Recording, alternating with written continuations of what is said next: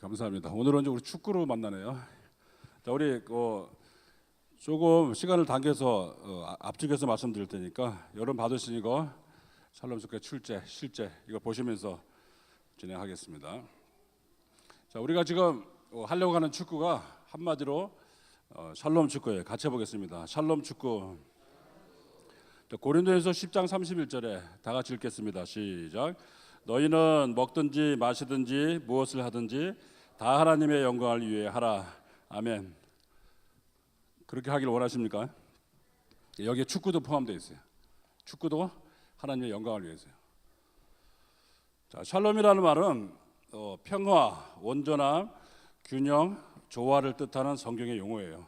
그래서 샬롬 그러면 여기 다 들어가 있어요. 자, 샬롬 축구의 목표는 움직이는 하나님 나라예요. 움직이는 하나님 나라. 멋있죠? 어디 감동이 없네. 이런 표가 하나 나오기까지는 다 몇십 년이 걸리는 겁니다. 자, 우리 구호를 한번 해봅시다. 줄여가지고 제가 움직이는 그럼 여러분 그 나라 그러는 거예요. 자, 준비됐습니까? 하겠습니다. 움직이는 다시 한번 움직이는 그렇게 하는 거예요 앞으로. 그럼 이게 여러분이 축구를 하면서 하나님 나라 모형을 만들어가는 거예요. 그러면 샬롬 축구의 목표는 움직이는 하나님 나라를 했는데 그러기 위해서는 어떻게 해야 되는가 몇 가지 살펴보면 첫째, 골을 세지 않는다. 몇 골이 들어갔는지 상관없어요. 골을 안 세는 거예요. 그리고 두 번째는 승패를 따지지 않아요. 누가 이겼는지 안 이겼는지 셀 필요가 없습니다. 왜냐하면 우리는 이미 주 안에서 승리한 사람들이기 때문에 그래요. 이 간단한 원리를 우리 너무 오랜 세월 동안 잘 모르고 살았어요. 자, 여러분들 사실 우리 교회끼리 축구하거나 아니면 노예나 교단이나 다 크리스찬들이 모여서 축구를 하잖아요. 근데 이 개념을 바꾸지 않는 한 선교도 안 되고 친교도 안 되고 아무것도 안 됩니다. 이게 사실은 여러분 축구하고 나서 그렇게 정말 감사하고 하나가 되고 그런 경험 많이 있었나요? 별로 없어요. 교회끼리 축구를 해도 꼭 나중에는 안 좋은 결과가 나타나요. 그래서 작은 교회는 작은 교회의 명예를 걸고 큰 교회는 큰 교회의 명예를 걸고 질 수가 없어요. 그래서 하다 보니까 제일 안 좋은 거는 이기려고 하다 보니까 교회 안 다니는 애들 데려와. 이거는 최악입니다. 잘못하면 그 영혼 죽이는 거예요. 근데 그 교회 안 다니는 애들을 데려오면은 그 아이들은 꼭 티내요. 저 구석에 가서 꼭 담배 피고 있어요. 쉬는 시간에. 그러면 이제 사람들이 저 뭐 하는 사람들이지? 이런 식으로 해가지고 친교도 안 되고 그리고 이기려고 하다 보니까 축구하는 동안에는 이게 뭐 크리스찬인지 아닌지 뭐 상관없어요. 그냥 내 앞에 있는 그 막 적으로 생각해가지고 그런 이상한 축구를 한단 말이에요. 근데 이걸 개념을 바꾸지 않으면 아무리 좋은 의도를 가지고 하더라도 되지 않습니다. 제가 한국에 오자마자 저희 옛날에 우리 청년들하고 만나가지고 너무 기쁜 나머지 옛날 생각하고 이제 선교 축구팀 만들었어요. 그래서 어느 교회하고 시합을 하는데 그 교회는 이렇게 모여가지고 기도하는데 와 기도 뜨겁게 하더라고요. 쫙 기도하고 뜨겁게 하는데 그래서 이 교회는 뭐 진짜 준비가 됐구나 시작했는데 5분도 안 돼가지고 갑자기 제 옆구리 누가 퍽 치는 거야 이렇게. 그래서 깜짝이야 이거 누가 스쳐갔겠지 하고 좀 이따 또 퍽 하고서 이게 뭐지 이게? 근데 기도는 그렇게 하고 축구는 이겨야 되는 거예요. 그런 현상들이 심심치 않게 벌어진다고요. 저도 축구를 중학교 때 축구하다가요. 저희 축구부가 강제로 다 야구부로 전환이 됐어요. 어느 날 학교에서 니네들 다 야구부해야 돼. 그렇게 공격을 했어요. 더 이상 축구를 못 하고 선수 생활은 이제 거기로 끝났지만 그러나 축구는 계속 했죠. 몇십 년을 축구했죠. 근데 축구를 하면 할수록 시험에 빠지는 거예요. 회의가 들고 맨날 이기려고 하다 보니까 우리 교회에서 또 축구 교회 안 다니는 애들 데려오고 이러다 보니까 이게 도대체 뭐 하는 일인가 이게. 그렇게 고민하다가 제가 미국 가서도 처음 갔는데 미국 가서 제일 좋은 거는 지역마다 그 도서관이 있어요. 아름다운 도서관이 있고 그리고 천연 잔디구장. 야, 그냥 천연 잔디구장이 쫙 깔려 있는데 막 심장이 뛰더라고요 가슴이. 그러다가 거기서도 축구를 하는데 이 개념을 바꾸지 않으니까 아무것도 안 되니까 이루어지진 않아요. 그러다가 제가 한 거의 10년간 축구를 안 한 것 같아요. 이런 축구는 의미가 없다. 그래서 안 하고 있는데 어느 날 사람들이 찾아와가지고 목사님 우리 선교 축구팀을 만들고 싶습니다. 그렇게 요청을 해가지고 그러면 여러분들은 제가 요구하는 대로 다 할 수 있습니까? 이렇게 시작을 해서 그때부터 제가 이제 정말 이렇게 축구밖에 못하나 우리가 왜 크리스천들이 이거밖에 못하나 심각한 고민을 하다가 어느 날 제가 저희 큰 아이가 이제 미국에는 왜 천연 잔디에서 축구팀 많이 하잖아요. 미국 큰 아이가 축구를 갔는데 거기다가 저희 아이가 좀 몸이 좀 약해요. 조금 이제 여기서 제가 코치가 제가 보이면은 그 우리 아들 집어넣고 제가 안 보이면 빼고 이러더라고요. 그래서 답답한 나머지 이렇게 있다가 저기 이제 슈팅 보드 벽이 생겼어요. 그래서 저기다 대고서 그냥 빵빵 차고 있었어요. 그랬더니 어떤 분이 오더니 축구 좀 했냐 그래서 좀 했다 그랬더니 우리 코치들이 모이는 그 축구팀이 있는데 한번 나와보지 않겠냐고. 그래? 그리고 갔더니 진짜 그 각급 축구 코치들이 모여서 축구를 하고 있더라고요. 근데 한참 막 골이 들어갔는데 지금 몇 대 몇이냐 그러니까 그걸 뭐하러 세냐요? 골을 왜 세? 그 재밌게 하면 되지 왜 골을 왜 세? 그래서 그런가? 그러고 있다가 끝나고 나니까 실제로 골도 안 세고 누가 이겼는지 아무도 모르는 거예요. 그러니까 재밌게 그냥 막 웃고 축제하고 끝나고 가는데 거기서 제가 완전 충격. 와, 거기 크리스찬이 아닌 사람도 많았거든요. 그분들이 이 개념을 바꾸면 되는 거구나 이게. 이기고 지는 거 없이 즐겁게 하면 되는 거예요 축구를. 와, 거기서 한 2년간 축구를 했는데 거기서 개념 바꾼. 근데 한국 돌아가면 반드시 이런 축구한다. 정말 골 안 세고 승부 안 내는. 그래서 우리가 축구 구호를 바꿨습니다. 보통 우리 축구할 때 뭐라 그러죠? 구호할 때 화이팅 그러잖아요. 화이팅은 두 가지 이유로 써서 안 돼요. 왜냐하면 화이팅이 무슨 뜻이에요? 싸우자는 거잖아요. 싸우면 안 돼요. 싸우자 그러고 나가면 진짜 싸워요. 그리고 화이팅은 영어가 아닙니다. 그건 일본식 이상한 조어예요. 영어. 미국 사람들은 화이팅 하는 적이 없어요. 미국 사람들이 하는 거는 그냥 뭐 치열업, 렛츠고 뭐 이렇게 그 정도 하지 화이팅하는 미국 사람이 없다니까요. 그러니까 화이팅하면은 진짜 싸우는데 이 구호를 바꿨어요. 그때는 이제 샬롬. 샬롬은 평화와 온전함과 균형과 조화예요. 할 때 샬롬 그랬더니 진짜 안 싸우더라고요. 자, 여러분 이제 구호를 바꿉니다. 우리 팀은 우리 한내 축구팀도 이때 화이팅 하면 진짜 싸워요. 가서 화이팅 하지 말고 샬롬 하는 거예요. 자, 구호 한번 해봅시다. 샬롬. 샬롬하고 싸우는 사람 없죠. 그리고 그 다음에 할 수 있는 게 비마. 비마라는 거는 이 주님이 보고 계신다 그런 말이에요. 주님이 보고 계신다. 비마하고서 이렇게 발로 차는 사람 없죠. 그러니까 주님이 보고 계신단 말이에요. 심판이 안 봐도 주님은 보고 계셔. 마음 자세가 달라지는 거죠. 자, 같이 봅시다. 비마. 제가 샬롬하면 비마, 제가 비마하면 여러분들 샬롬. 샬롬. 비마. 예, 이따 나가서 그렇게 할 겁니다. 그렇게 하시고 하는 거예요. 그러면 이제 여러분들 마음은 그렇죠. 그러면 골도 안 세고 승부도 안 내고 무슨 재미로 축구해요? 그러니까 수준 높은 기술을 구사할 수가 있어요. 승부에 얽매이지 않고 파울 안 하고 그러니까 아주 고도의 멋진 축구를 할 수가 있어요. 여러분 나를 누가 반칙 안 하고 이기려고 막 그런 거 없이 그러다 보면 어떻게 해요? 고도의 축구 기술이 나와요. 멋진 축구 기술이 나와요.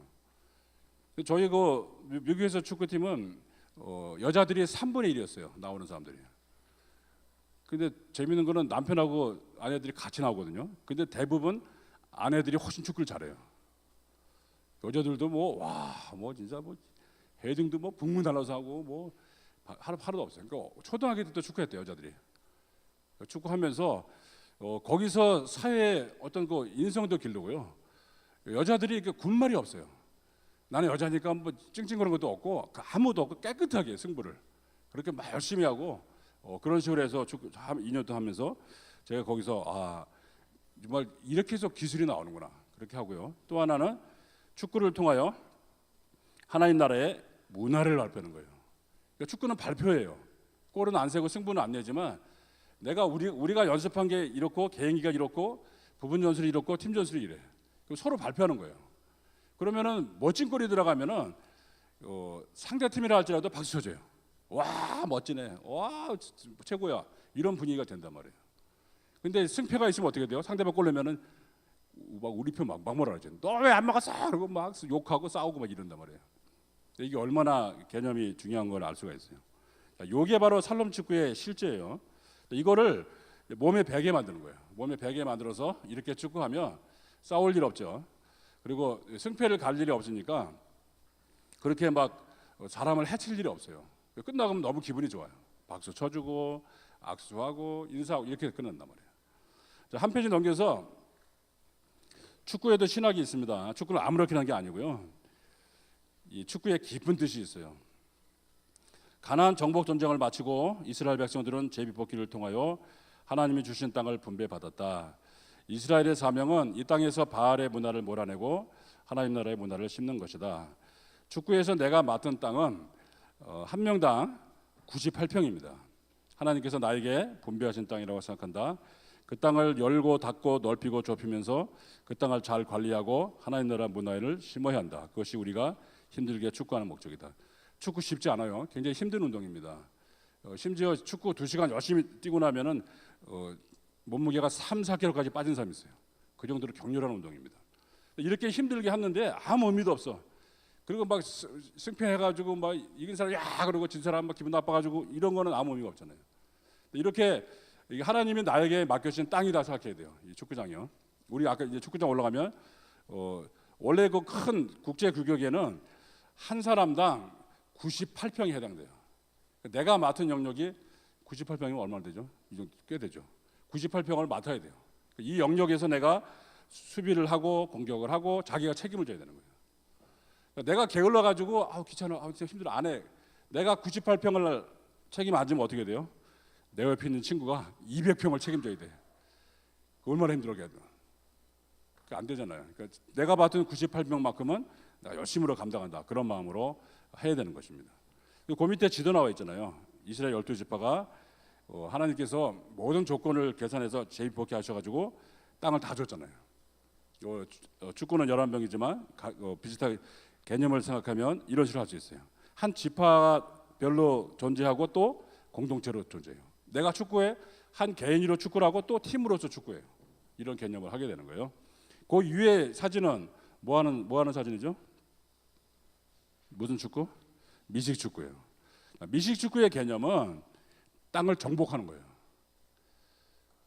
미국 사람들은 땅을 정복하는 역사가 많잖아요. 그래서 이 미식 축구는 그냥 힘으로 스피드로 돌진하고 충돌하고 파기하고 그래서 땅을 뺏는 거예요.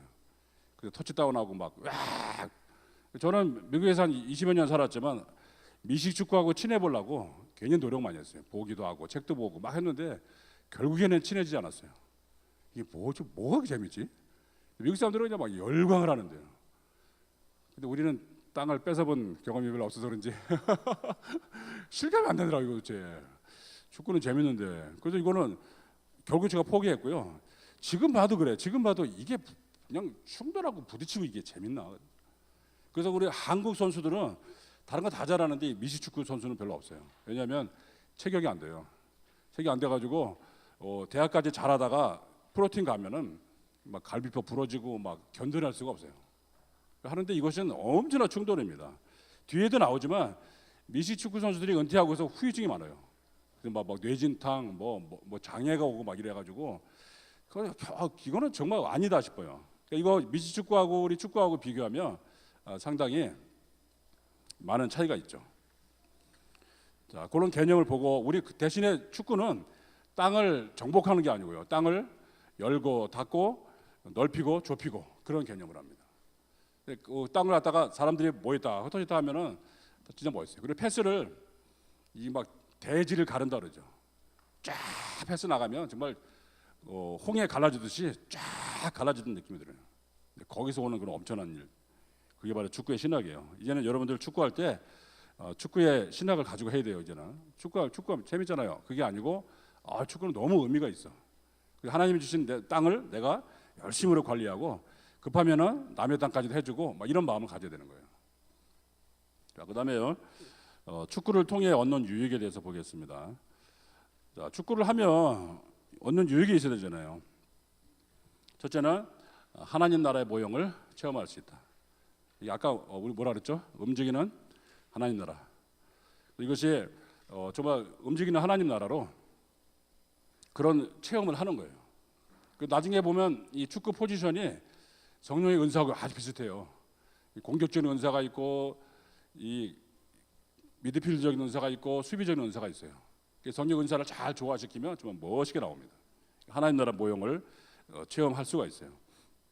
저는 개인적으로 우리 선교 축구, 우리 한내교에서도 이제 계속 그런 쪽으로 가겠지만 이 선교 축구의 마지막 목표를 그 예배 같은 축구, 예배하듯이 하는 축구, 이거를 제가 마지막으로 꿈꾸고 있어요. 근데 이것이 어떻게 가능한가? 저는 딱 한 번 체험했어요. 그때 미국에서 코치들하고 이제 주중에 축구를 하는데 햇빛이 너무 아름다웠어요. 쫙 햇빛이 석양이 지는 그런 시기에 햇빛 지고 그날따라 너무 막 멋있는 골도 나오고 재밌어가지고 골 넣을 때마다 박수 치고 웃고 그렇게 걸어가는데 와, 이거 하나님 나라의 모형인 거야 이게 이 자리가. 그래서 이렇게 가는데 갑자기 눈물이 막 쏟아지더라고요.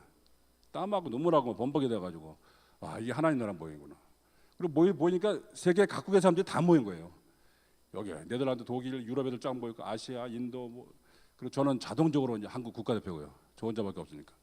그리고 이쪽에는 뭐 브라질, 멕시코, 아르헨티나 쫙 모여가지고 세계 각국의 사람들이 모여가지고 막 서로 박수 치면서 웃으면서 하는데 정말 뭐 눈물 속에 축구를 했어요. 계속해서. 이거는 그리고 끝나고 나니까 예배 드린 것 같은 거예요. 예배하듯이 하는 축구, 이게 가능하단 말이에요. 여러분도 그런 예배하듯이 하는 축구를 경험하시기를 주의 이름으로 축원드립니다. 그 다음에 때를 분별할 수 있어요.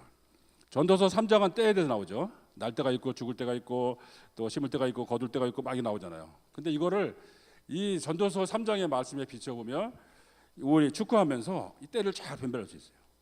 여러분 인생 살면서 이 때를 분별하는 게 쉽지 않습니다. 수없이 선택해야 되고 결단을 해야 돼요. 근데 그거를 일일이 다 며칠씩 할 수가 없는데 축구는 그 빠른 시간에 빠르게 선택을 하게 돼요. 이거 내가 전진할 때와 후퇴할 때, 혼자 할 때와 협력할 때, 둘이 할 때와 셋이 할 때, 공을 멀리 찰 때와 가깝게 보낼 때, 포기해야 할 때와 끝까지 처리해야 할 때, 고함질러 할 때와 속삭여 할 때, 넘어질 때와 일어설 때, 박수 받을 때와 물러가야 할 때, 이런 걸 구별한단 말이에요. 축구를 통해서. 이게 얼마나 이거는 돈 주고도 경험 못하는 거예요. 다른 데서는 축구를 통해서 할 수 있는 거예요. 이거를 보면서 때를 분별하면서 인생을 살아가는데 엄청난 도움이 됩니다. 판단력이 굉장히 빨라져요. 나중에는 순간적으로 0.5초 사이에 슈팅을 해야 될지 패스를 해야 될지 나온단 말이에요. 그런 것을 통해서 연습을 정말 인생을 살아가는데 옳은 결단을 할 수가 있습니다. 그 다음에 만남이에요. 자, 우리 특히 남자들끼리는 그냥 남자들끼리 모이면은 참 뻘쭘하잖아요. 뭘 가지고 모여요. 우리 지역 사회에 있는 동네 아이들도 그렇고 학생들도 그렇고 우리 축구합시다. 그럼 축구하면 오잖아요. 그 축구를 통해서 만남이 되는 거예요. 그러면 축구 아니면 만나기 힘든 사람들이 있어요. 그런 사람들을 만나고 자연스럽게 같이 섞이고 나중에 또 주님을 소개할 수 있는 기회도 되고 이렇게 되는 겁니다. 자, 그다음에 또 성품 훈련이 있어요. 축구는 성품 훈련이 축구의 또 주요 목적 중에 하나입니다. 왜냐하면 이 성품 훈련이라는 건 우리 기독교 학교에서 굉장히 강조하잖아요. 근데 제일 안 되는 부분이 또 이 부분이에요. 이 성품은 이렇게 앉혀놓고 할 수가 없어요. 앉혀놓고 너 좋은 성품 하죠? 이럴 때 안 되잖아요. 근데 축구를 통해서는 다른 사람의 모습을 통해서 내 모습을 바라봐요. 자, 같이 해봅시다. 가는 패스가 고와야 오는 패스가 곱다. 그렇단 말이에요. 내가 공을 갖다가 패스를 혼자 막 드리블하다가 뺏길 것 같으니까 탁 줘봐. 그럼 상대방이 다친단 말이에요. 그건 아주 성품이 나쁜 거예요. 그거는. 대신에 저 친구는 저 정도면 달릴 수 있어. 그래서 그 친구가 받기 좋게 쫙 밀어주면 그건 좋은 성품인 거예요. 남을 배려하는 사람이에요. 이런 성품들이 축구를 통해서 길러진단 말이에요. 우리가 기질은 어쩔 수가 없어요. 기질은 타고나는 거예요. 명랑한 사람 억지로 우울할 필요 없어요. 근데 기질은 타고나지만 인격은 성취물이에요. 노력해서 얻는 거예요. 그런 갈고 닦으면 좋은 성품이 돼요. 원래 인격이 안 좋았는데 얼마든지 인격이 좋아질 수가 있어요. 자, 그다음에 그 성품의 목록들이 나와 있죠. 겸손, 정직, 불굴의 정신, 결정력, 품위, 자비, 절제, 용기, 도전 정신, 성실, 충직성, 인내, 친절. 이게 축구에서 요구하는 성품이에요. 축구를 잘하면 이런 성품들이 나와요. 항상 예를 들면 우리 저희 홈스쿨 유나이티드 축구를 하는데 정직을 강조하거든요. 근데 축구할 때 싸우는 거 보면은 맨날 뭐 누구 맞고 나갔냐, 누구 맞고 막 드로잉하고 너 맞았잖아, 나 맞았잖아 그러고 막 누구 코너킥도 뭐 나 안 맞았어요, 너 맞았어요 이래가지고 싸우잖아요. 근데 우리는 미리 정직을 얘기해서 마지막에 자기의 몸에 맞은 사람을 손들라 그래요. 그러면 그냥 자동적으로 심판도 너무 쉬워. 맞고 저 맞았어요, 손들면 그대로 하는 거예요. 그런 축구를 정직을 배우게 되고요. 또 이 품위도 어떤 경우에도 품위를 지켜야 돼요. 저희가 강조하는 거는 축구하다가 그 가랑이 사이로 공 빼는 사람 있어요. 못하게 해요 저는. 여러분 그 가랑이 사이로 빠짐을 당하면 기분 좋은가요? 이러고 딱 있는데 가랑이 사이로 빠졌어. 기분 되게 나빠요. 무시하고 그런 거를 자주 하는 사람들은 상대방의 인격을 무시하는 거란 말이에요. 그러니까 여러분들도 우리 학생들도 가랑이 사이로 뺄 생각을 말아 아주 하지 말. 그래서 물론 이제 하다가 보면은 그냥 의도 안 하고 할 수 있어요. 근데 그건 할 수 없고 일부러 드리블 잘한다고 가랑이 사이로 빼고 이러면은 그거는 상대방의 인격을 아주 무시하는 행위입니다. 그게 바로 품위예요. 그리고 이거를 다 종합하면 우리 성령의 9가지 열매 있잖아요. 그 9가지 열매에 다 들어 있어요. 자, 축구를 통해서 우리가 얻는 성령의 9가지 열매 같이 해봅시다. 시작. 사랑, 희락, 화평, 인내, 자비, 양선, 충성, 온유, 절제. 이 성품들이 축구를 통해서 이제 많이 얻을 수가 있습니다. 얼마나 감사한지 몰라요. 자, 그 밑에는 우리 다치지 않는 요령인데, 근데 우리가 이제 선교 축구를 이제 마음 놓고 한번 이제 잘해보고 싶다고 이제 하잖아요. 꼭 문제가 되는 게 부상이에요. 의외로 교회에서 축구하다가 다치는 분들이 많이 계세요. 근데 일단은 다치면 아무 소용이 없어요. 그냥 갑자기 하다가 막 뼈가 이상해지고 막 관절 늘어나고 뭐 이러면은 아무 소용이 없어요. 다치지 않는 요령이 있는데 이게 맨날 보면은 다친 사람이 계속 다쳐요. 그러니까 다치는 것도 다 그럴 만하니까 다치는 거예요. 학생들 똑바로 들읍시다. 일어나시고 머리 들고 그리고 한 명 뒤에 가요. 쪼르르 붙어 있으면은 잘 안 들어와. 한 명 들어와요. 지금 이 시간 다시 안 올 세미나 시간이에요. 2번 다시 안 해요. 뒤로 가. 한 명 뒤로 가.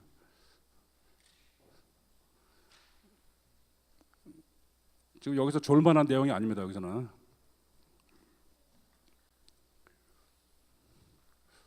자, 다시 시작합니다. 일단 다치지 않아야 돼요.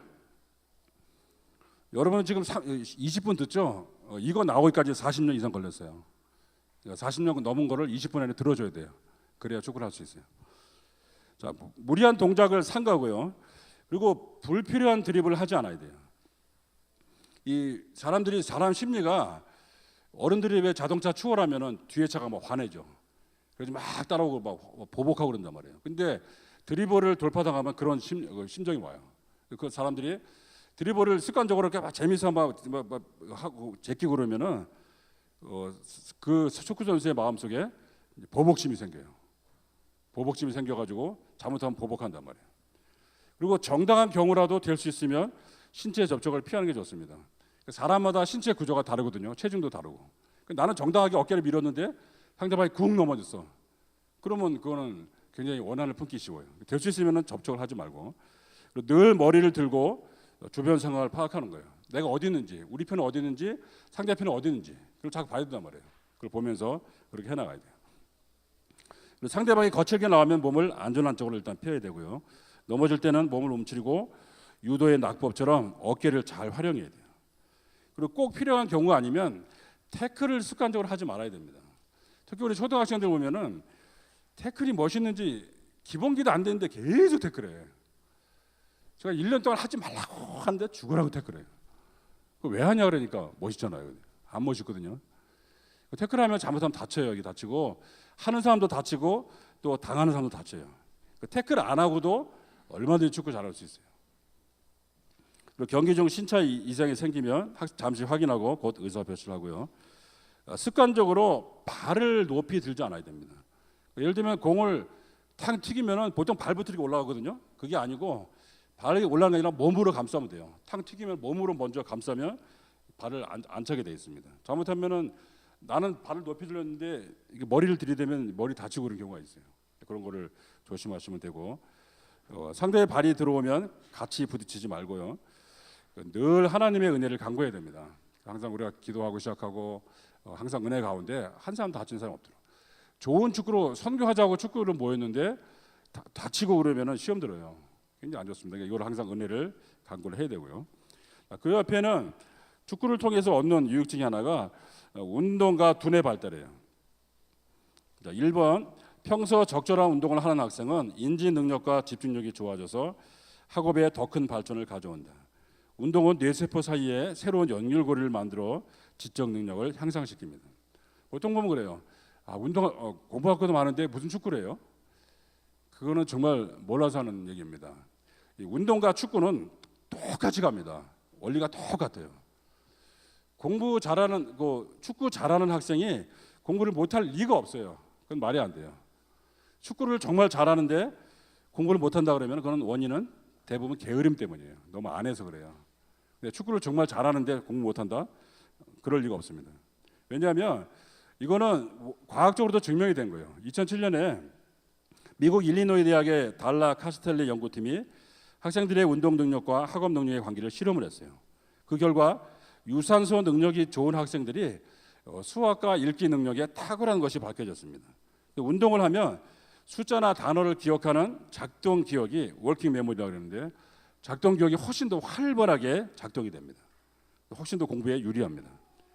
그리고 아까도 말했지만 격렬하게 몸을 부딪히는 미식 축구에서는 갈수록 부상 문제가 심각해지고 있습니다. 특히 뇌에 미치는 영향이 상당히 심각해요. 머리에 지속적인 충격을 받으면 정신 질환이 생깁니다. 요즘 이게 사회 문제가 되고 있어요. 우리 권투 선수나 종합 격투기 선수들은 주먹에 자꾸 텅텅 맞으면 나중에 이게 취한 것 같다 그래가지고 이 펀치 드렁크라 그래요. 하도 맞아가지고 나중에는 이렇게 말도 어눌해지고 기억력도 상실력 이런 게 많습니다.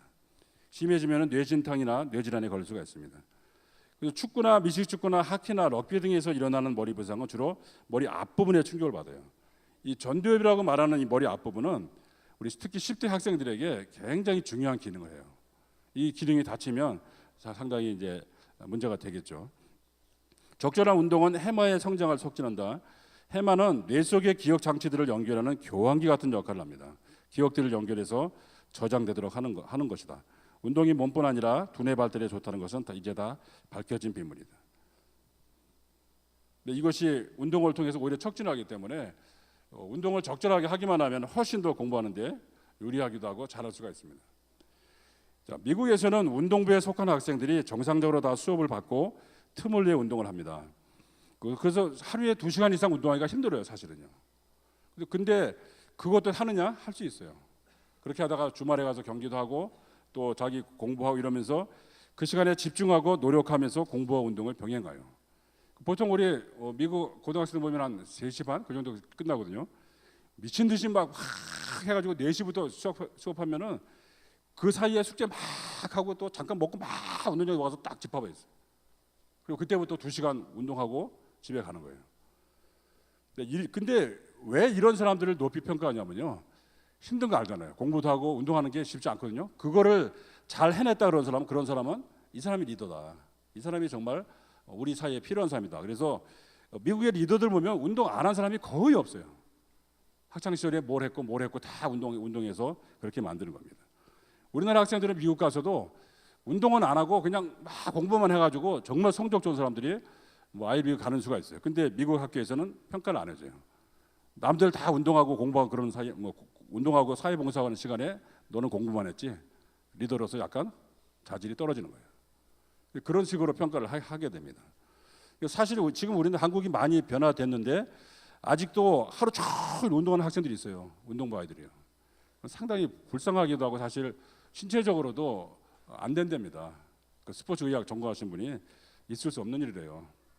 그러니까 하루에 2시간 정도 하면 적당하답니다. 그러니까 여러분도 마찬가지죠. 나는 공부하기 때문에 운동 못해요? 축구할 필요 없어요? 안 그래요. 정말 공부를 잘하고 싶으면 운동하고 병행하면 좋습니다. 전에 우리 그 축구 그 팀 중에서 제가 논술하면서 설문을 냈었는데 축구와 공부는 어떤 상관이 있는가 그랬더니 어떤 학생이 축구와 공부는 아무 상관이 없습니다 그렇게 써놨더라고요. 근데 그 학생이 축구하는 거 보니까 정말 아무 상관없이 축구예요. 노 브레인 사커라고 아무 생각이 없어요. 자, 그다음에 한 페이지 넘겨서 제가 이걸 왜 넣냐면 축구할 때는 부상 당하면 아무것도 아니라 그랬죠. 아무리 좋은 의도하고 뭐 성교하고 하는데 부상 당하면 안 되죠. 그러니까 우리 신체에 대한 상식이 조금 있어야 돼요. 축구할 때 가장 잘 다치는 그 부분이 몇 개 있는데 처음에는 인대입니다. 인대는 뼈와 뼈로 연결된 부분이죠. 그래서 이 실의 역할을 하고 매우 질긴 조직입니다. 인대가 늘어나는 경우가 있고 찢어지는 경우가 있어요. 그래서 이 인대가 2도 이상 파손되면 이거는 상당히 치료를 받아야 되고 재활을 해야 되는 그런 부분입니다. 근데 거기에 그림 1-5에 무릎 관련 인대라고 되어 있죠. 거기 보면은 외측 축부 인대가 있고 내측 축부 인대 있고 무릎 가운데에 전방 십자 인대가 있어요. 보통 뭐 누가 보면 전방 십자 인대가 파손됐어요 이런 얘기 많이 하잖아요. 네, 그런 거 할 때 바로 그 부분입니다. 그래서 축구할 때 여러분 꼭 부탁드리는데요. 될 수 있으면은 무릎과 무릎 사이를 맞닿지 마세요.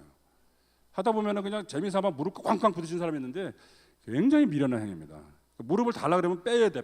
빼가지고 안 다치게 만들어야 돼요. 그러니까 무릎과 무릎이 부딪히면 굉장한 충격이 와요. 부상당하기가 굉장히 좋고 엄청 아픕니다. 항상 축구할 때 보면은 상대방이 나한테 무릎 들어온다면 빼가지고 안 부딪히게 만들어줘야 돼요. 인대가 파손되지 않도록. 그다음에 힘줄입니다. 힘줄이라는 것은 다른 말로 건이라고 그래요. 건. 근육을 뼈에 붙이는 조직인데 이 건이 다치면 건염이 됩니다. 염증이 생겨서 굉장히 아파요. 그리고 대표적인 건이 아킬레스건하고 슬개건입니다. 아킬레스건 그 그림에 나온 것처럼 여러분 어딘지 아시죠? 아킬레스건이. 아킬레스건이 굉장히 중요한 부분이라 즐기긴 하지만 한 번 다치면 최소 1년 이상 재활을 해야 돼요. 굉장히 오래 걸리기 때문에 아킬레스건을 조심해야 되고요. 습관적으로 하다 보면은 뒤따라가다가 아킬레스를 걷어차는 학생들이 있어. 그러니까 공을 뺏기니까 막 쫓아가다가 한다는 게 툭 차가지고 아킬레스를 차버리거든요. 근데 이게 탁 걸리면 정말 이건 엄청나게 잘못하면 부상당합니다. 그러니까 뒤를 쫓아갈 때 발을 차지 마세요. 뒤에 아킬레스건을 건드리지 마세요. 하고 슬개건은 무릎 받침대 같은 역할을 하잖아요. 그러니까 무릎 아랫부분인데 거기도 딱 부딪히면은 잘못하면은 이게 건이 상하기도 하지만 너무 아파 이거는요. 항상 우리 이 학생들이 축구할 때 뭐 막 부딪히고 이런 거를 될 수 있으면 하지 말란 말이에요. 그거는 굉장히 서로가 해치는 행위입니다. 그다음에 관절인데요. 관절은 뼈와 뼈가 연결되어서 움직이는 부분인데요. 주로 이 충격과 무리에서 와요. 멍이 들고 하기도 하고 골절이 생기기도 하고. 우리나라 축구 선수들은 학생 축구 선수들은 대부분 무리해서 이 관절이 상해요. 너무 막 하루에 막 8시간, 10시간씩 하는 그런 축구팀이 있는데 그렇게 되면은 반드시 무리가 옵니다. 그리고 이 관절낭을 다치면 이 관절낭 속에 활액막이 있어요. 근데 활액막이 터져가지고 관절 속에 물이 차게 돼 있어요. 왜 가끔 우리 뭐 박지성 선수가 뭐 물에 찼다고 막 그런 얘기 듣잖아요. 그런 경우입니다. 이거는 이제 나중에 주사로 뭐 물을 빼긴 하지만 굉장히 아픈 부분이에요. 인대, 힘줄, 관절 이 부분이 축구하다가 가장 다치는 그런 부분이에요. 그런 부분이니까 교환 모자랐습니다. 네. 교환 모자라신 분들은 저거 추가로 있습니다.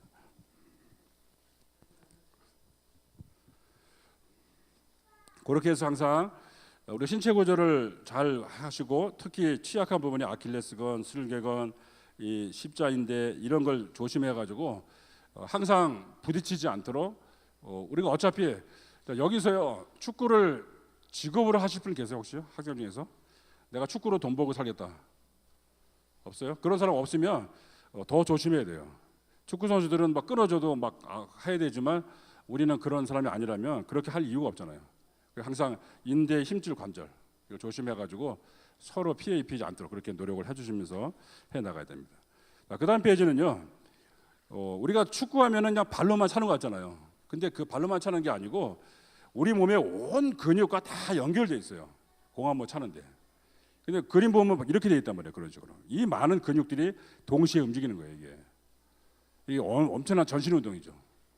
이거를 알고서 내가 축구만 하는 게 아니라 상당히 이 전체적으로 발달하는구나 생각돼서 축구를 통해서 신체적으로 얻는 이유도 굉장히 많이 있어요. 남자들은 허벅지가 탄탄해지고 허벅지가 탄탄한 게 평생에 도움이 됩니다. 당뇨병도 잘 안 걸려요. 허벅지 탄탄하면은. 하여튼 그 여학생들도 축구를 하면은 막 근육 생길까 걱정하는데 그렇지 않아요. 여학생들은 근육이 안 생기고 매끈해져요. 그래가지고 그 보기 좋게 됩니다. 그런 식으로 하게 돼요. 이런 것들이 각 부의 근육들이 그렇게 된 거 알고요. 자, 그다음에 그 옆에는 이제 달리기의 기본 자세인데 이따가 우리 축구할 때 다시 한번 얘기하겠지만 축구할 때는 항상 유의 그림처럼 그게 기본 자세입니다. 자, 이분이 발 뒤꿈치를 들었어요? 안 들었어요? 들었습니다. 축구할 때는 이 자세예요. 항상 발 뒤꿈치를 살짝 든 자세. 이 자세가 기본 자세입니다. 그런 자세로 가볍게 자기한테 공이 안 올 때는 발 뒤꿈치 들고 살짝 계속 이런 식으로 움직여 주는 거예요. 이 움직이 있다가 공이 오는 대로 가면 되는 거예요. 공이 안 온다고 바닥 딱 붙여가지고 이러고 있으면은 축구 안 돼요. 항상 발 뒤꿈치고 그런 자세예요. 그 밑에 자세는 이제 소위 말하는 이제 스프린트 자세인데요. 무릎을 팍 차면서 올라가면서 팔을 높게 흔들고 막 뛰잖아요. 근데 축구에서는 이런 동작이 많이 안 나와요. 왜냐하면 축구는 뛰는 게 10m, 20m, 30m 뛰죠. 여기서부터 90m 요이 땅 하고 뛰지 않아요. 그러니까 10m, 20m 뛰니까 이게 스프린트 자세로 팍 뛰었다가 다시 쉬고 가볍게 하고 이런 식으로 계속 만들어가는 거예요. 요 자세로. 근데 보통 우리 아마추어 축구 선수들 보면은 뛰는 자세가 너무 안 되는 학생들이 많아요. 보폭도 안 맞고 그냥 막 이렇게 하는데 가볍게 이 자세를 보고 가볍게 움직이는 자세를 만들어줘야 돼요. 자, 그 옆에 자 우리가 이제 우리 크리스찬들이니까 이제 축구를 이제 초통에 선교를 해야 되는데 일단은 반칙을 자주 하면은 선교가 되질 않습니다. 근데 여기에 직접 프리킥을 주는 반칙이 나오잖아요. 자, 이걸 그림을 보니까 뭐가 생각납니까? 저는 인간의 죄성이 생각나요. 이 반칙하는 모습이 인간의 죄성이에요. 그대로 나오네요. 아주 선명하게 나타나는 인간의 죄성이에요. 이거는 그래서 반칙은 죄를 발표하는 행위입니다. 이런 식으로 사람들 하거든요. 파울 차지, 옆으로 탁 치는 거죠. 점핑에 상대방에게 붕 날아가지고 덤벼드는 거죠. 네, 트리핑은 걸어서 넘어뜨리는 거죠. 홀딩은 그야말로 잡는 거고요. 푸싱은 미는 거고요. 백차지는 뒤에서 등 가격하는 거고. 그리고 핸들링은 사실은 고의적은 아니지만 이제 부주의예요. 부주의해서 자기가 공에 맞을 때 그렇게 됩니다. 스트라이킹은 말 그대로 때리는 거고 뒤에서요. 그러니까 이렇게 죄를 지으면 안 되지만 우리는 연약하니까 질 수가 있어요. 그러면 죄를 지으면 어떻게 돼요? 제일 먼저 빨리 회개해야 되죠. 잘못했다고. 내가 의도치 않았는데 내 발에 걸려 넘어졌어. 그럼 빨리 가가지고 죄송합니다. 괜찮으세요 하고 이렇게 세워주고 그렇게 해줘야 됩니다. 탁 넘어뜨려 놓고서 그냥 모른 척하고 가버리면 그때부터 성교가 안 돼요. 교회 팀이라고 해서 봤더니 손 매너 없네 이렇게 된다고요. 항상 빨리 회개하고 돌아서야 돼요. 이 파울을 제가 우리 학생들에게 몇 가지 얘기했는데 축구할 때 먹으면 안 되는 국수 3가지 얘기했어요. 첫째는 밀면 안 돼. 밀면 먹으면 안 됩니다. 그리고 울면 안 돼. 울면 먹으면 안 돼요. 그리고 3번째는 쫄면 안 돼. 상대방이 강하다고 해서 쫄면 안 돼요. 쫄면 안 돼. 자, 축구에서 먹지 말아야 될 국수 3가지 시작. 밀면, 울면, 쫄면 먹으면 안 돼요.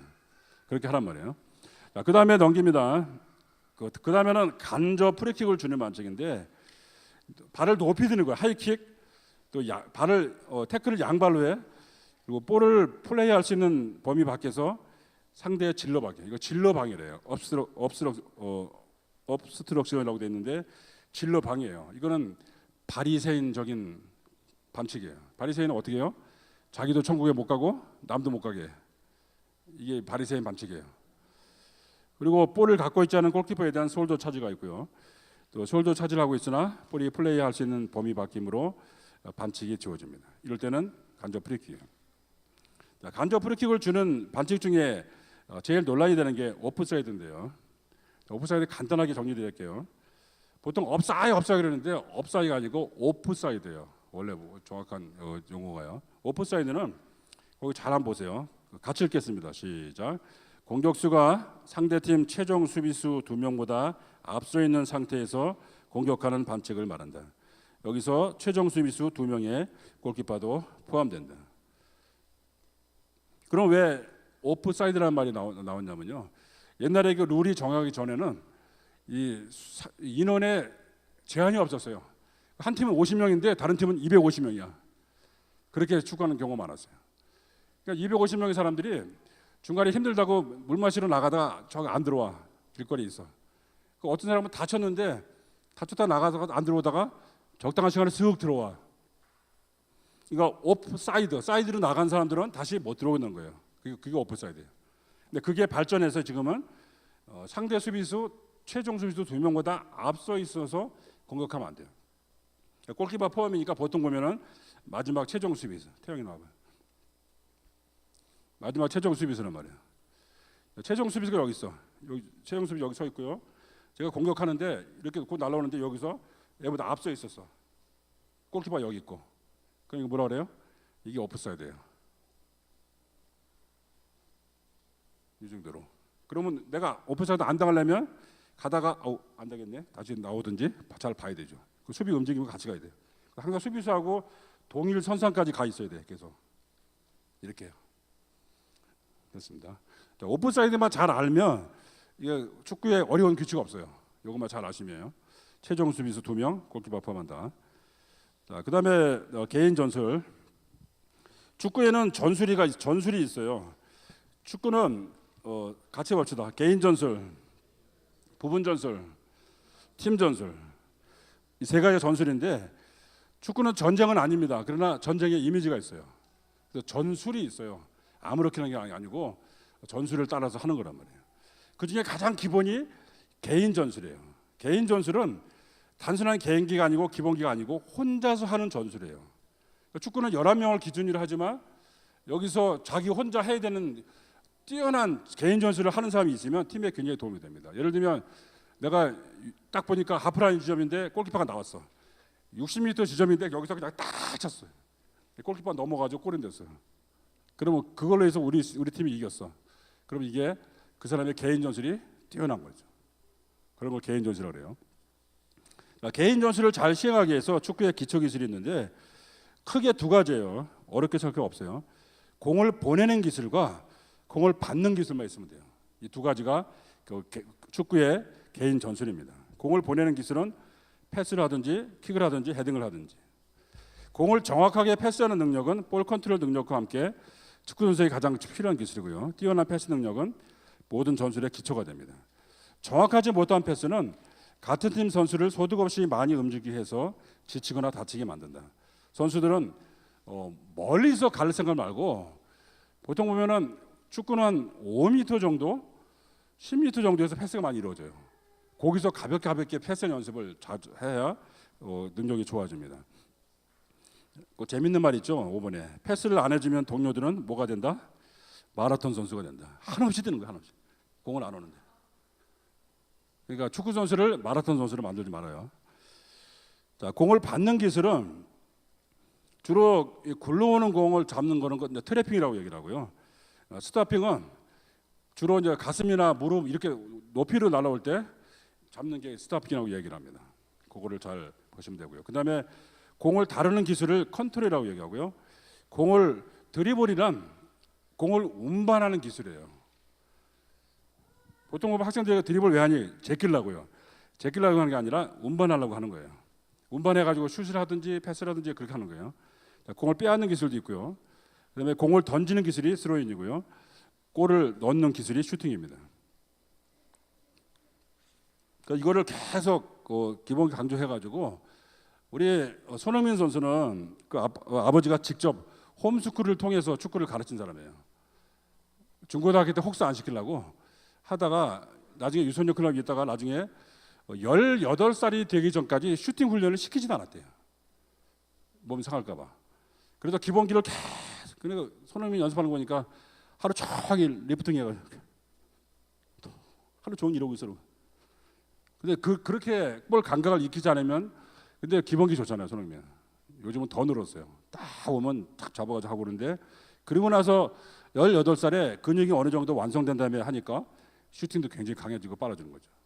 근데 보통 우리 아마추어 학생들은 축구 뭐 했다 하면 그냥 슈팅부터 해. 그냥 뭐 했다 하면 그냥 팍팍 다리 상하고. 그냥 이게 동네 축구인지 아닌지를 구분하는 게 딱 그겁니다. 보통 선수들은 모였다 하면 공을 안 차요. 워밍업하고 몸 풀고 이렇게 하고서 가볍게 인사이드 패스하고 마지막에 슈팅 연습해요. 근데 우리는 모였다 하면 그냥 바다라 펑. 이제 그걸 잘 계속해서 마지막 이런 식으로 해야 됩니다. 자, 결국에는 우리가 축구할 때도 결국에는 사랑이에요. 사랑이 없으면 우리 아무것도 아닙니다. 항상 이런 식으로 이제 축구의 기본기 훈련을 해야 돼요. 제가 오늘 처음이니까 이제 개론만 말씀드리는데 다음에 혹시 기회 되면 이제 그때면 기본기 훈련이에요. 자, 축구의 기본기, 가장 기본기는 뭡니까? 스텝이에요. 발놀림이에요. 차는 게 아니고. 모든 운동의 기본은 발놀림입니다. 이거는 다른 무술이나 다른 종목에서 응용할 수가 있어요. 자, 무술인들은 제일 먼저 중요한 게 보법이라고 그래요. 보법. 그 다리 모습을 어떻게 하는지에 따라서 달라져 있어요. 제가 이렇게 서 있죠. 발을 이렇게 틀면은 이거는 영춘권 자세예요. 발만 하나 틀면은 탁 이렇게 되면은 좁은 공간에서 이렇게 하기 때문에 발을 이렇게 틀면 돼요. 그러니까 보법이 안 되면 무술을 할 수가 없습니다. 왜냐하면 중심 이동을 해야 되고 상대와의 거리를 조절하기 위해서 하는 겁니다. 우리 옛날에 우리 챔피언이었던 홍수환 씨가 지금은 이제 크리스천이 되었는데, 이분이 제일 강조하는 게 발놀림이에요. 스텝이에요. 이거를 뒤꿈치를 살짝 들면서 움직이는 거예요. 이거 항상 여러분들 축구할 때 시간 될 때마다 집에서나 다른 데서 줄넘기를 많이 하세요. 줄넘기를 하는데 줄넘기를 하는 목적은 발 뒤꿈치를 들기 위해서입니다. 뒤꿈치를 들면서 줄넘기를 이렇게 하면 아무 소용 없어. 항상 다 가볍게 이런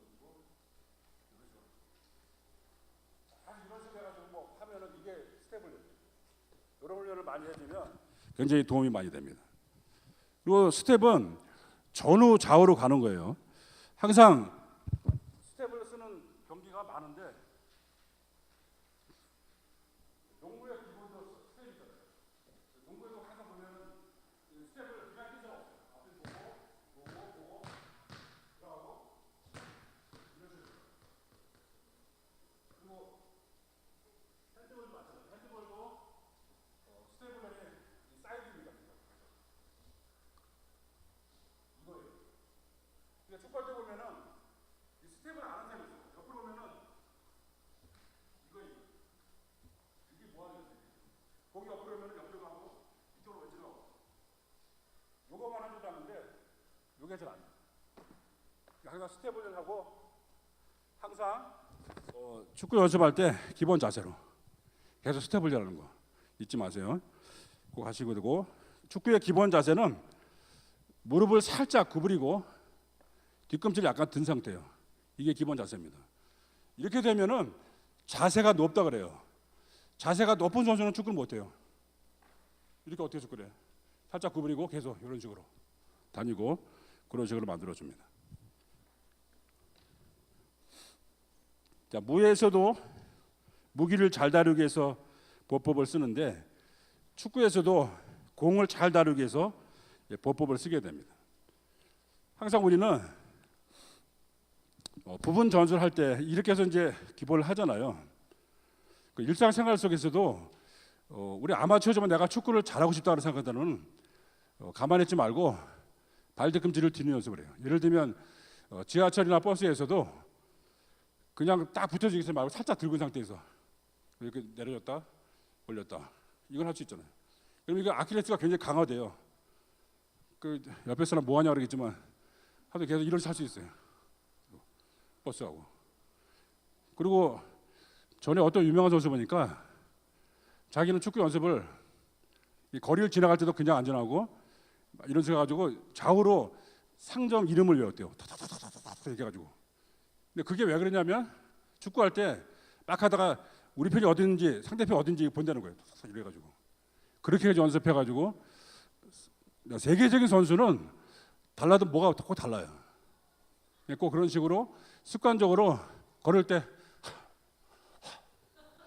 이게 아니고요. 살짝 이런 식으로 걸으면 훨씬 더 도움돼요. 그러면 꼭 몸도 건강해지지만 자기의 축구를 잘할 수 있는 요소가 되는 것입니다. 이제 부분 전술을 한 가지 말씀을 마칠게요. 자, 우리가 부분 전술은 다른 게 아니고 이 공을 잡으면 그 공을 잡은 사람 우리는 VIP를 생각을 해야 돼요. 그 사람이 하나님 말씀을 맡은 사람이다. 그렇게 생각해야 돼요. 자, 대통령 경호할 때 제가 이것만 1982년 3월 30일에 미국 제40대 대통령인 레이건이 취임한 지 한 70일밖에 안 됐어요. 근데 이분이 워싱턴 호텔에서 회의 마치고 자동차 타려고 이제 관중들 싹하게 손을 들고 쫙 가는데 갑자기 관중 틈에서 흰클리라는 청년이 나타나서 총을 겨냥을 했어요. 한 발을 딱 당겨가지고 레이건이 가슴에 맞았어요.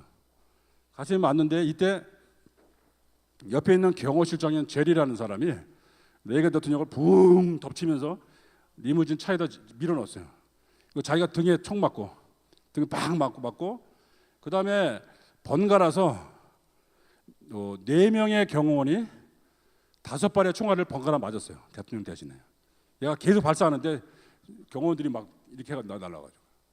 그래서 원래 경호할 때는 범인을 잡는 게 먼저가 아닙니다. 우리나라 옛날에 우리나라 그런 게 경우가 있었는데 경호하는 사람이 범인하고 이러고 있어. 이거는 빵점이에요. 이거는 자기가 죽더라도 일단은 범인은 포기하고 VIP를 막아야 돼요. 막아줘야 돼요. 이 사람이 이렇게 막아주고 나머지 나중에는 이 사람들이 막 번갈아 맞으면서 장애인이 됐지만 대통령은 지켰어요. 대통령은 수술하고 극적으로 살아났어요. 저는 이 사실을 잊지 못해요. 그러면서 제가 이게 일종의 우리가 하나님 말씀을 지킬 때 이런 자세로 지켜야 되겠다. 여러분에게 총 맞으라는 얘기는 안 했어요. 총 맞지 말고 말씀을 지킨다는 마음으로 그렇게 해야 되는데 축구가 딱 그래요. 공을 잡으면 대통령이 내가 대통령이라고 생각하면요. 줘보세요. 내가 여기 서 있으면 경호원들이 어떻게 쓰죠? 우리는 남학생 4명 나와요. 4명 앞으로 한 분 더.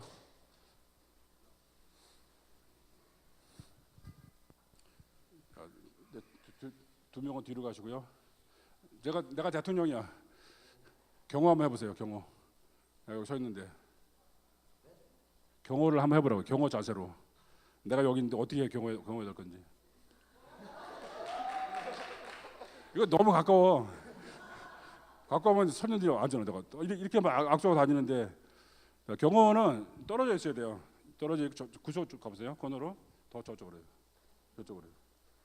그 정도. 이 정도. 근데 그 너무 멀리 갔어. 나 죽으면 어떡하려고. 너무 멀리 가면 안 돼. 조금 더 가까이 보세요. 이 정도 상태에서 경호원들이 항상 주시를 하면서 있습니다. 여차하면 날라야 되는 거예요, 저기. 근데 이게 축구 개념하고 하는 게 공을 잡은 사람이 하나님 말씀을 맡았다고 생각해야 돼요. 이 사람이 VIP예요. 내가 공을 잡으면 이 4명이 이렇게 둘러싸가지고 보호를 해줘야 돼요. 상대방이 막 나 공을 찾으러 막 태클도 막 들어오기 이러는데 가만히 서 있으면 안 되잖아요. 그러면은 이렇게 서 있으면 잡았어. 그럼 어떻게 경호를 어떻게 할 거예요? 딱 준비하고 있어야지 누구 줄든지. 그럼 보면은 급하면 안 되겠다. 저 이렇게 주고 나 오면은 고추고.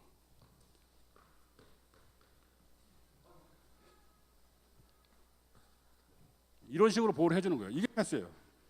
그리고 4명이 안 되면 3명 정도요. 일단 잡으면은 우리 아마추어 축구 선수들은 잡았다면은 금붕어 축구가 돼요. 공에서 와라라 공봉 몰려들어. 이거는 금붕어라 그래요. 금붕어하지 말고 3스텝 법칙이라 그래가지고 3발짝의 법칙이에요. 자, 내가 볼을 잡으면 여기 한번 잡아보세요. 잡으면은 나하고 같이 있었어. 그러면 나는 어떻게 해요? 하나, 둘, 셋 이 정도 떨어져 있어야 돼. 일로 와보세요. 3명 일로 와보세요. 3명이 왔다가 이 친구가 볼을 잡으면 3발자국 뒤로 물러나는 거예요. 내가 주면은 잡아요. 잡으면 3사람은 3발자국 뒤로 가는 거예요. 자, 잡았다. 빨리 움직여, 빨리 3발자국 이렇게 되는 거예요. 그럼 이때 패스할 공간이 생기잖아요. 이렇게 되면은 여기 막혔네, 저기 막혔네 이렇게 주는 거예요. 이것만 되면은 부분 요소의 거의 다요. 감사합니다. 들어주세요. 근데 이게 국가대표도 잘 안 되는 경우가 있어요. 여러분 텔레비전 자세히 보세요.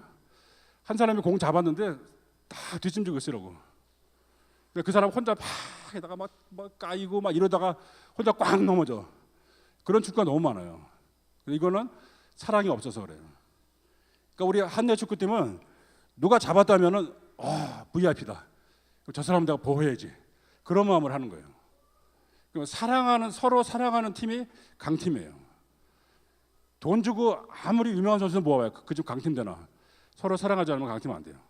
항상 우리는 축구를 통해서 내가 몸으로 보호해 줄 만큼 그렇게 하는 것입니다. 그 사랑의 실천 그거를 교독하면서 마치겠습니다. 고린도전서 13장을 패러디한 건데요. 우리 교독식으로 제가 한 절, 여러분 한 절 그렇게 읽으면 좋겠습니다. 이제 우리가 운동장으로 옮겨서 그때 다시 이제 처음부터 다시 실습하면서 얘기할 거예요. 오늘은 이제 이론 강의는 여기까지 합니다. 내가 만능 스포츠 선수를 할지라도 사랑이 없으면 겉만 번들이라는 선수가 되고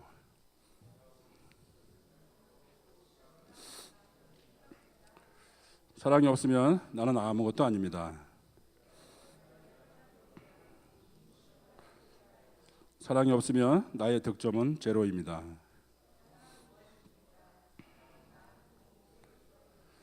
상대방을 생각해주고 동료를 격려하며